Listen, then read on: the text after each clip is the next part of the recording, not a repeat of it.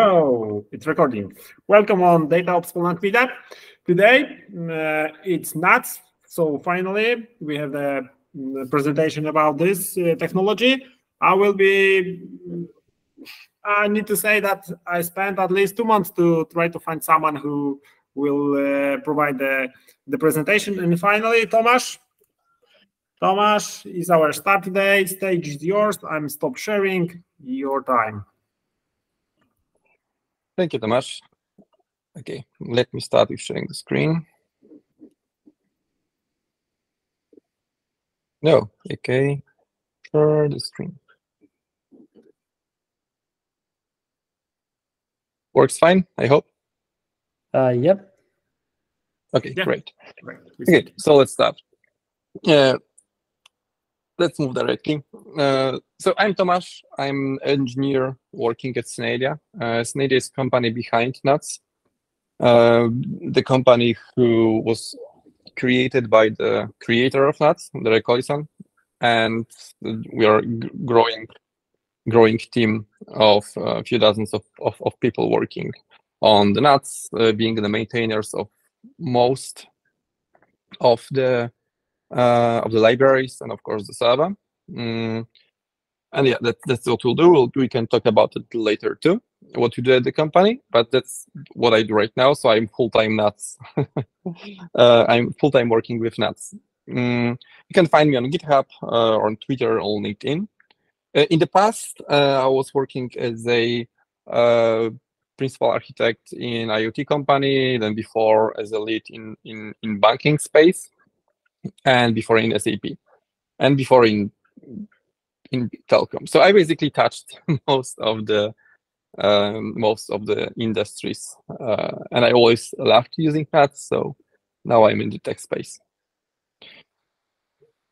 Okay, we'll have a small app to present to you, and please use the name which is like good for YouTube, and in general that I'll call you out by this name, you'll respond. So there's this app. You can use the link or the QR code. I will switch between presentation and and this mode.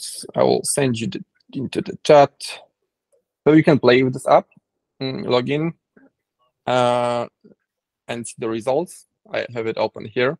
I will explain a little later what's happening, but in short, it's connecting via WebSockets from your browser directly to our demo NATS.io, which is an instance, a demo instance that you can use for if you like to play with NATS for free, and it's updating in real time, where real time is RTT between you and the and the server. So yeah, play with it. We'll get back to that a little later.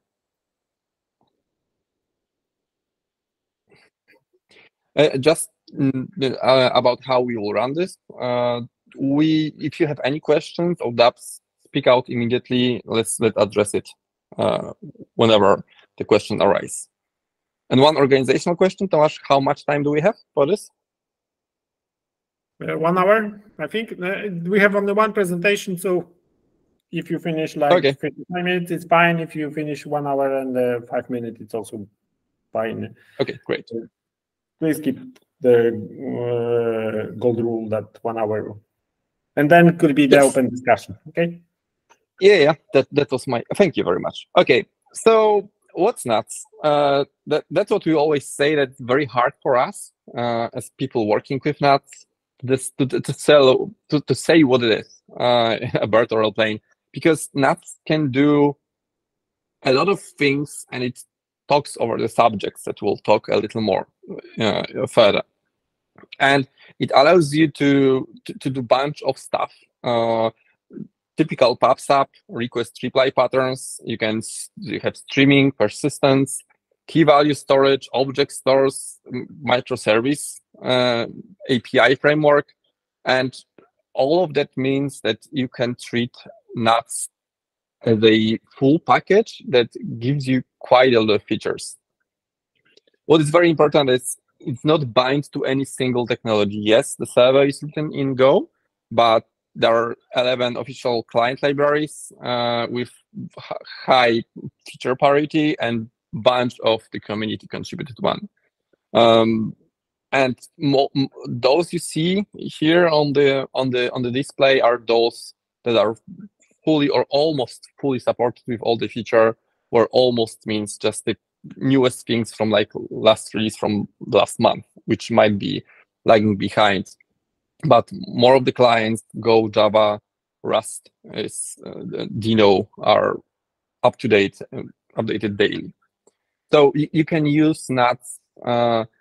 This looks different from a lot of messaging systems and connectivity platforms, that it has a wide support, no matter what your stack is. NATS is very simple when it comes to how it communicates, and it can simplify your setup a lot because it can connect very cheaply. It does not load balancing because it does the load balancing on itself. It can simplify DNS and bidirectional communications. And that simplifies a lot of our customers' use cases. When it comes to operations, there is, of course, there are Helm charts and stuff like this, but there is a wide integration with Prometheus, Grafana. We have also some Synadia products, which allows you to monitor the whole system and set it up. And it will be releasing it. I think that this week is the release of a thing called STP. You see the sneak peek on the right. It allows you to check a bunch of stuff. And it allows you to fully manage the system, secure it, have metrics for all the stuff that you might be interested in. Because of what I said about how many things it's able, how many features it's able to provide to you and things you need in your architecture for the whole company, it can reduce costs a lot, because you can remove some key value. You can use, instead of having, I don't know, Redis, Kafka, and some key value etcd or whatever, you can potentially run with NATS. Plus, you have the whole connectivity layer based on top of this. There is some service API framework, though I will, unless you will guys like to hear about it, I will not talk in depth about it, considering the context being DataOps meetup. But basically, it means that there is a framework that allows you to simplify. It's an abstraction layer on top of the NATS itself that allows you to very easily create discoverable and easy to manage and monitor microservices that leverage NATS underneath. The thing that's why it's called the topic of the talk is why it's not a substrate, or how we call it, or a spine of many infrastructures, is because it allows to unique ways of connecting things to each other. You can connect clouds. There are multi-cloud approaches that are enabled mostly thanks to NATS capabilities to connect things across cloud providers, inside cloud provider, and across even edge, as it has a really good tolerance to downtime. All of course is supported by Kubernetes Helm charts, which is important, it can run, and most of users run it on Kubernetes. It's really nicely working on bare metal, which I'll touch in a minute. But yeah, as I know that a lot of you, I talked with Tomasz, are Kafka users. This elephant in the room, like, what's the difference between NATS and Kafka? And oh, I lost the slide somewhere. Give me a second. I move them around. Yeah, here it is. So the basic, I will show you a demo in a moment, but the basic differences in architecture is a very different design and in a very different technology in its very base. As Kafka is a distributed persistent log processing, and NATS is, as its core, it was low latency messaging system. It's very different in it because thanks to that, NATS has allows you to almost real-time processing, where the only thing that limits you is RTT, meaning your latency between servers, and you can do sub-millisecond processing without any issue. And at core, NATS does not persist anything. It's just all happening in memory. Then there's, when in Kafka, we have topics. In NATS, we have subjects with routing, meaning you can create a routing based on the subjects and the tokens. And I will show you that in a moment. But that opens the whole set of features you can have with NATS that are pretty hard to do with Kafka, or you need Kafka streams for that. Which leads us to the store, where Kafka is very efficient and performant append lock without any deletes and stuff like that, modifications. NATS storage for JetStream, which is the persistence layer for NATS, is an actual store when you can have reads, deletes, almost like a query system, which enable us to implement key value on top of JetStream. So again, it's a different set, different technology and different approach to the technology that enable different things. When it comes to what's the size of the deployment and how many things you need to have to run NATS, I think that is one of the most unique things about it, is that NATS binary is only 15 megabytes, and you do not need anything else beyond that 15 megabytes. If you use JetStream, key value, it all does not matter, because everything will be in that 15 megabytes binary without any external dependencies, jars, or whatsoever. So running it in any infrastructure setup, if you want to have a cluster, you just have 3 binaries running. The Raft is also part of the NATS, so you don't need Zookeeper, and everything is packed into that. While in Kafka, it's of course it's JVM-based technology, so it has more to maintain if you want to run it. Plus, because it was distributed persistent lock at core, if you want to do stuff to enable some more features, then you need Kafka Stream, which tends to put some work and pass some messages through the network, while in NATS, most of the work is done on the server. Like the client does not have to filter any messages, discard any messages, all that is provided by the server. When it comes to authentication, it's similar with the basic plane and certificates, though NATS has also, what's most important, I think, the true multi-tenancy, meaning that you can have not only users, but you can have an accounts, and if you have account A and account B set up in the same cluster, the messages will not see, and the subjects, meaning topics from the Kafka world, will not see each other. So you don't have to care about permissions and anything like that. As long as 2 messages, even on the same subjects, are in different accounts, they just cannot see them. And even if you want to see them, you have to explicitly import and export the data. And the last bit that is different, of course, it's very simplified list. It could be much longer. Is leaf nodes and superclusters, which I'll touch upon it later, which is why it makes NATS a substrate. And just to be clear, I'm not here to tell you that NATS is better than Kafka or anything like this. It's just different technology with different set of features, which, yes, it does have some advantages, but mainly it's just a different technology with different things in it. And as I know that you are guys a Kafka crowd, if you have any comments on that already, or things to fix what I said, just scream at me. That's totally fine. I'm also here to learn from you. Sorry for that, but I have to switch now. So I told you about how there is different ways to set up the NATS system.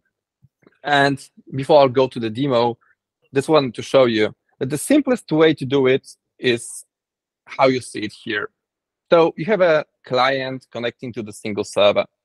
And if you look at the console to set up the server, all you need, the font is too small, right? I will not even ask, I know it's too small. Yeah, how much, sorry, if you can, Yes. exactly. A little bit more will be, yeah. So if you want to, Perfect. of course, I have it running somewhere else. It's always like this, where I have it running. When it's so big, it's so hard to see. Yeah. Well, I will not look for it. I will just. So all you need to do to run a NATS server is just run NATS server command, assuming that you don't have it running on another port. You don't have to pass anything else. And there is no default config, default setup anywhere lying around. That's really all you need. And if you want persistence, you just pass JS, which starts with the jetstream, which stores the data on the files. So this is for you for the context, how little you have to do to have it up and running. And yeah, that's it. It takes few megabytes of RAM when running. Of course, if you put a lot of work on it, it can grow to a few hundred megabytes. But that's mostly it. And when we get back here, this is what you have here. The NATS server is this one binary running, and it has all the features inside of it. But yeah, you can say that, well, this is not very helpful because no production setup, especially digesting a lot of data and transforming data and all the things that you guys do. You need something more. So you need a cluster. And to be fair, to set up a cluster is as simple as, oh, it's so big now. I have to kill the thing that I run somewhere. Where is it? Let's just, oops.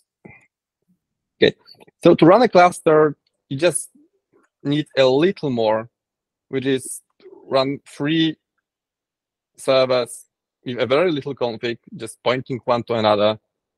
And yeah, now we have a cluster running with persistence, replication across each other, and all of that. So the setup is really simple, and the production setup really differs very little, mainly because of security reasons like authorization, authentication, and stuff like this, not because of the config. So to run a cluster, you need a very basic setup of 3 the same servers connected to each other that will form a cluster. And to enable jetstream, you just pass jetstream flag to each of them, which will give you the raft group also for forming the consensus. And that's where usually the technology stops, though we go further, because there are leaf nodes. And what leaf nodes are, here we have a cluster. This should be bidirectional, sorry for that. And the cluster works as I showed to you. It's just a cluster that we can connect and act like a typical HA setup of any technology where you set an application factor. But leaf node is a different beast. Leaf node is some other server, NATS server, running elsewhere that connects to other server or other cluster. And what it gives you, that it can be, for example, deployed on IoT, like in factory floor, and it will try to connect to the cluster. Like this is often the hub and spoke architecture. So this cluster is somewhere in the cloud, very powerful, capable of processing terabytes of data per day.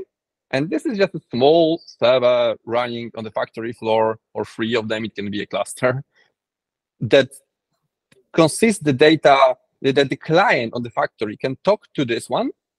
And even if this link is down, right? The link from the factory to the cloud is down, all the clients running, for example, on the factory or whatever else you can imagine, cars, vehicles, whatever, satellites, because we have those too in our use cases, the client can connect to the locally running NATS server that connects as a leaf node to the cluster. And that allows to fully decouple the problems with with connectivity because whenever the link is restored, the leaf node will start to synchronize the state if it's jet stream, or if it's just a pure pops up, it will just start sending and receiving messages again. And next step, I use the other image, is superclusters. And what they are is that you can connect two clusters either by leaf nodes, you can do that too, but you can connect them by supercluster, meaning you extend one very big setup across, I don't know, cloud providers. It can be span across the whole globe.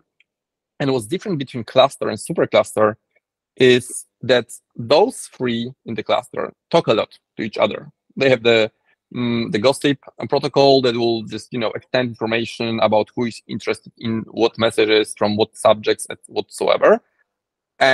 But this is expensive and sensitive in terms of RTT to do it across cloud providers.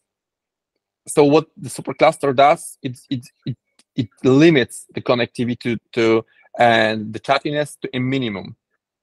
And we actually have implementation of this called NGS, which is a global NATS system span really across the whole globe, meaning it's maybe except China. It's you can, when you connect to the NGS, our product, you will connect to the closest one to you, which will be somewhere in Europe, for example, and you can publish a message to US or Iceland, whatever, and the message will travel through our network and reach it to the closest destination.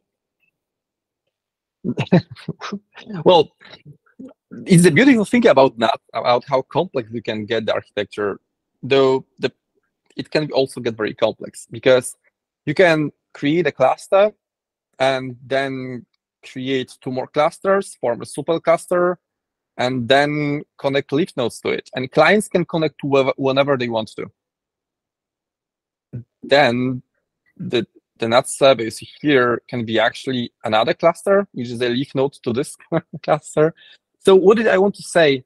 That you can create incredible amount of topologies that are very resilient to outages and network issues or any other stuff that can happen across edge, across cloud providers, inside cloud providers. And it's very flexible. There is no good or bad. Of course, there are some good patterns how to do it, but users are in full power of set up whatever topology they want. And we see topologies span across the whole globe with leaf nodes on IoT devices, connecting to the huge ecosystem, and leveraging all the features that we'll talk about now. But before we go to that, let's look how the poll looks like. Walls, okay. A lot of newbies, good to see. Yeah, I had this poll elsewhere. I added this question. It was kind of obvious. Yeah, but I'm also interested to see the other use cases. Yeah, and a lot of microservices for the use cases. You actually can see the logs here, which gives you a lot of information about what's happening underneath. So before we go to actually showing you some of the NATS bits, the question would be to you guys, do you have any immediate questions about this topologies, the connectivity part, and all of that?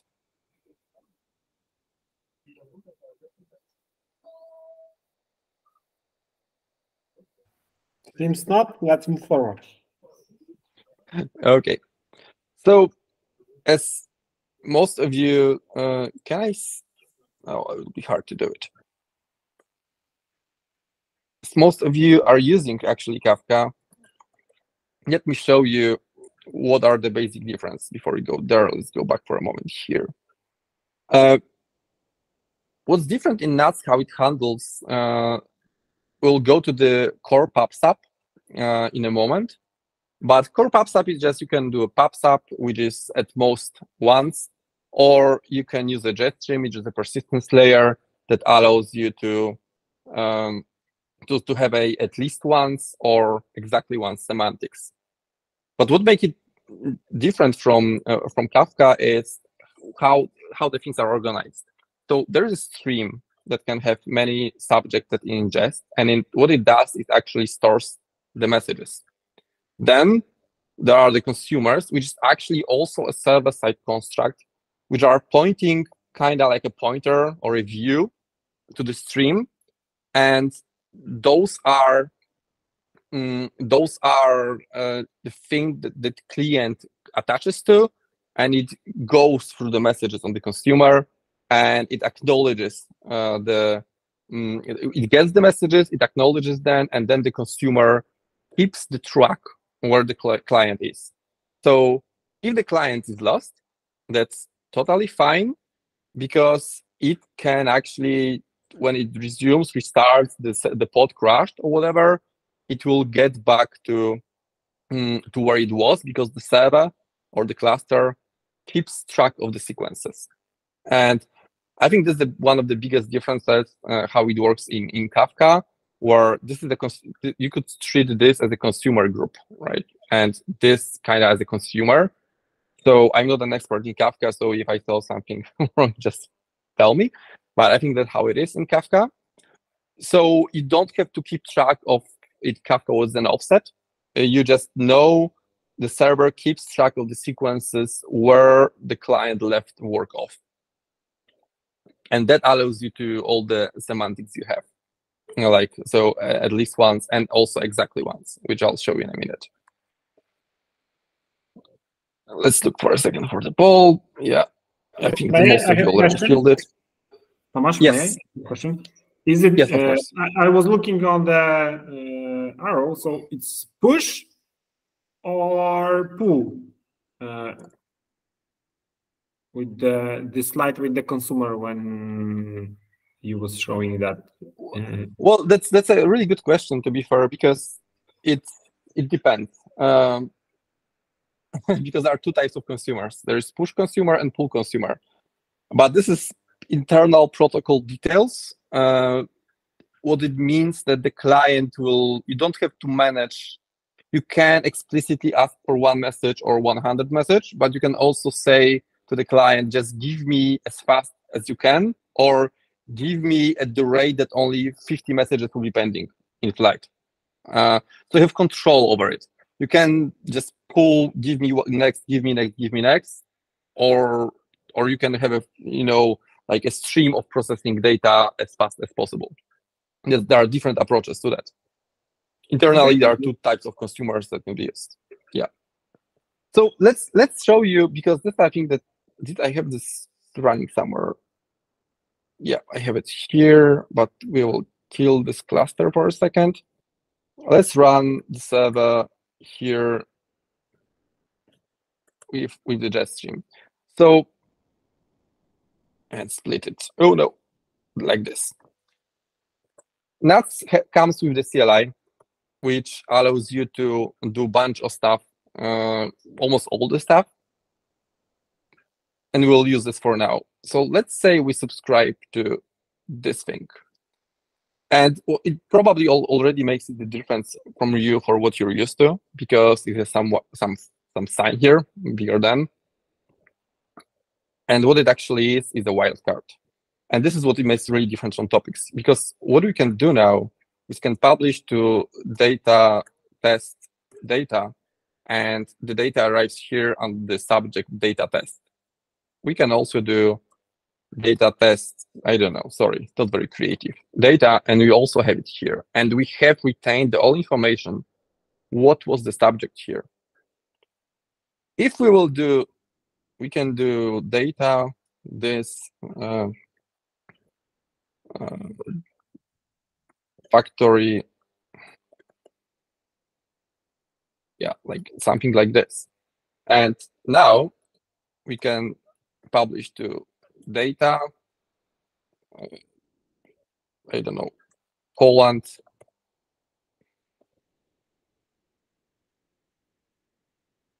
and we see it here, right? But if we will, and so what it means is this is the part to we subscribe explicitly. This is the wildcard, meaning that here can be whatever token you want.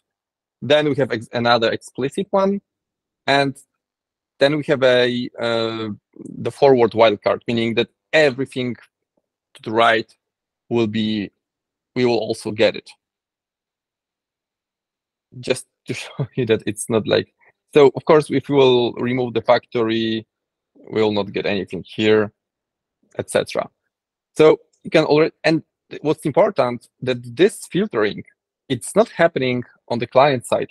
It's the server that gets the subscription to data wildcard factory dot bigger than, and it keeps the interest graph on the server that sees who is interested in what, and then when a publish comes in, it routes the traffic to who is interested in what, which I think is a really cool thing to do.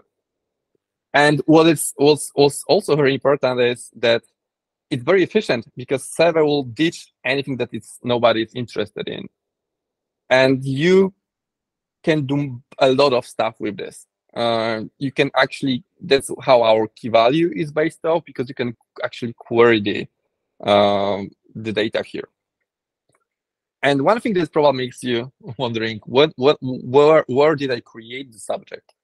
And the answer is I didn't, because of the interest graph in NATS, you do not need to create a subject to work with it. You just run it whenever you need, and the server will see, okay, is anybody interested in data.wildcard.factory.bigger than? Okay, yes, deliver him a message. No, do not. And this works on single server, but this will work as well on the huge setup of the clusters, supercluster, leaf nodes. The message will flow through the whole system from the origin to destination if there is anybody anywhere interested in it. Any questions to this? So there is basically a message router that routes the messages on the distributed system. So how is it handled by the distributed systems, basically? Because if it is only on one node, then it will be a bottleneck, I think. But it is not on one node. If you have that's a very good question, by the way. But if you have a cluster, then you publish it to one node, right? We are not talking without persistence, just a pops up messaging. But if so we have, let's say, clients. I really like those. So xcalid, no, yeah. Well, So imagine, let's say we have this, right? So this client publishes, right, to like pub data event. So the message gets here, and here we have a sub data, right? And what happens in this scenario is that this client and this leaf node propagates forward the information that I am interested in. If anybody has a message to data bigger than, just give it to me. So this server sees that other servers in the network, or one of them, has interest in this subject. So, and this is that it's interested in the subject. So the message will flow from here. Sorry, from here is all to all. So this should be, yeah. So it will find the shortest path to travel to this destination. And if this will die, right? We just killed it, not very successfully. The client will as soon as it detects it, it will reconnect to the other one, and the same process will forward. It will find its path to the destination. It's on now we are talking about pure messaging. We're not talking about persistence layer. Just pops up and request reply. Did I answer your question? Yeah. So one more here, because in that case, where are the rules defined in NATS server, or this is on the somewhere in between? There's the rules are not defined per se. The server keeps track of some called of interest graph tree, meaning that it sees what subjects clients are actively interested in. And it keeps the tree of those interests. It's tree because you have these tokens, right? The sub, the data dot something, those tokens. And then then it allows the others to just simplify the thing, to check if any other entity in the whole system is interested in that message. And if yes, it delivers forward. Okay. So it's thank you. interest-based, right? It's not like configuration. It's just based on the interest across the whole system. Is it clear? Yep. Thank you. Okay, great. And this also one of the important elements why we called it and why many our users use it as a connectivity substrate or the backbone of the infrastructure, because it allows to scale the connectivity globally, or normally it's not globally, it's in their own multi-cloud environment or single cloud environment. Okay, getting back here, we have also request reply, which is simulating synchronous communication over NATS, but I don't think it's very interesting right now. It's just NATS request, and that's the same thing. So let's show you guys something else, because if we are talking in DataOps environment, most of you are interested in probably some layer of persistence. So that's what JetStream does. And JetStream is actually built on top of core NATS, meaning it's using the NATS protocol, and you can think about the server as being either a client that subscribes to your messages, so it shows the interest to some messages in some subjects and stores them, right? It's not exactly that, but I'm trying to simplify. So we have this API, so we can do add stream add. And when we're talking about streams, we do need to config them. So let's say we do the event stream. And then the first thing that's different, again, from what you see in Kafka, is that you have subjects, meaning you can have more than one subject in a stream. Let's do events. And you can have this thing here too. Events. I'm not very creative, but whatever. We can decide what type of storage we have, file or in memory, because we can have in memory. Then the factor of replication. I'm running one server, so replication 1 is the only one I have, but you can have 1, 3, or 5 or more, but it does not make much sense to have more. The next thing that it makes it different from what you would see in Kafka, that you can have different ways, different detention policies. You can have limits, interest of work queue. Limits meaning you set the limits of how long data can be stored or how many messages or how many bytes until it's deleted. You can have, say, interest. So as long as somebody is interested in the message, it will be retained. And if it's acknowledged, it's deleted. Or work queue that there are many people interested in it. It will just only one will get the message and then will be deleted, and the next one will be deleted elsewhere. We'll go with the limits for now. We can say also what is the discard policy. So if we hit the limit, do we remove the old message or the new one? Yeah, let's give some, I don't know, 10 messages limit. You can also limit the messages per subject, but it's little advanced topic. Stream size, message TTL, we can say how long the messages live on the stream. And if any of you are using key value and know some details about it, it probably rings a bell because it's an important part of it.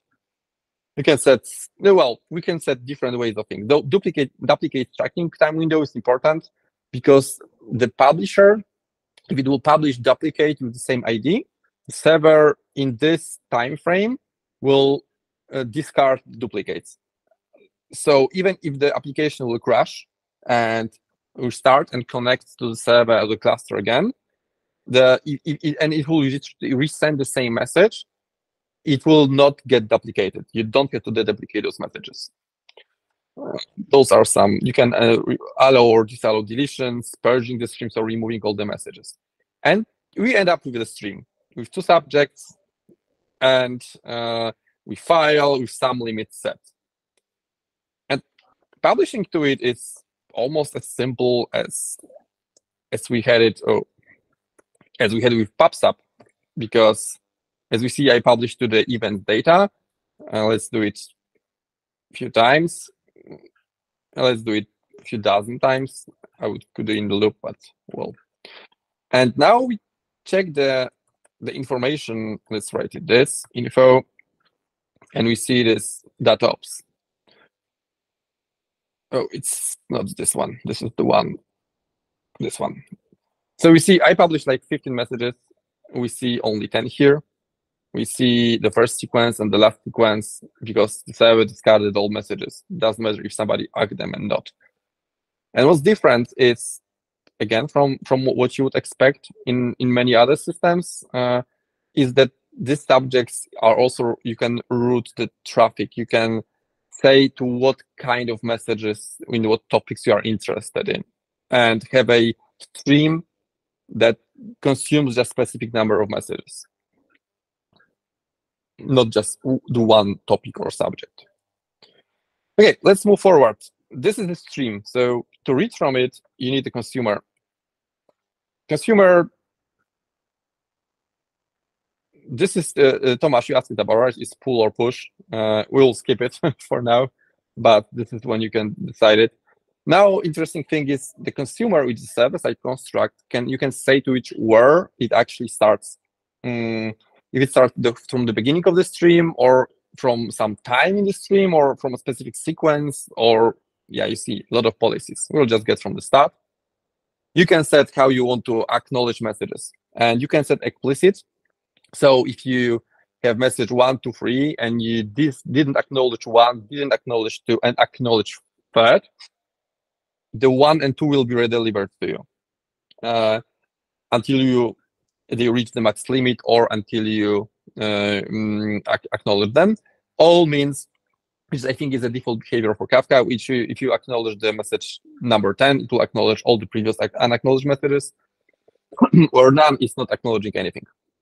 You don't just have acknowledgements. Consumer will treat if it sent the message to the client as delivered. This is very fun.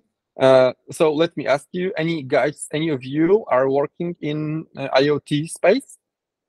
I don't see hands, so you have to scream at me. If no, what it means is really nice for digital twins and stuff like that.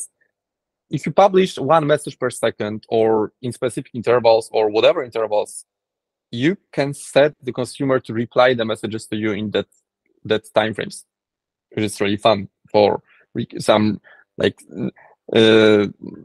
replaying some behaviors. Usually we go with instance. And now we had a stream that had events and what was second? Data, right? In the consumer, we can narrow it down further. So we can say it's events that bigger than. And then we have maximum allowable delivery. So you can filter it further from the stream. You don't have to connect the whole stream to the consumer. Yeah, we'll maybe not go through all of those, but there are a bunch of configurations. It was this one. Yeah, so now we create a consumer which points to the stream, and now it's the consumer. Next, it was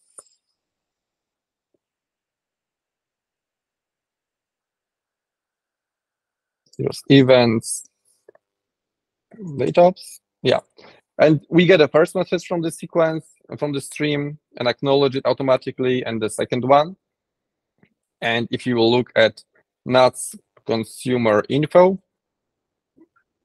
oh, this stream, oh, it's really bad at naming here. You can see that last delivered sequence was 2 of the stream. Consumer sequence was 2. I guess stream sequence was also 2. That there was no outstanding acknowledgements, no redeliveries, and 8 unprocessed messages. So that's the very basics of the Jest stream. Very basics. You can have replication of 3 or 5, as I said, and then even if the server died that has the stream and consumer, the leader, there will be new leader elected, and the new leader will start delivering and accepting messages, and the same applies to the consumers. So let's say you are going through processing some payment messages and payment stream, and the almost whole infrastructure crashed. Only 2 servers survived, no client survived, and the leader of the consumer died too. But nothing happens for the NATS bad, because the other server will pick up the leadership and it will know where the client left off. So when the client gets back, it will start getting the messages from that sequence. The client, your app, does not have to keep track of, to be fair, anything regarding just the name to which it wants to attach to stream and consumer name. It will start delivering messages instantly. And from that point where you left off. So that allows you, with acknowledgements for both publishing and subscribing, it allows you to have exactly one semantics without any additional storing information by either the client, and so the consumer, or the publisher. And what's important, that all of that I showed you right now works with all those topologies. So you can have the leaf node, you can have the cluster, and you can still go through messages from here to here. What's also very cool, but maybe before I'll go further, because I know that's a lot to digest, do you guys have any questions to what I said?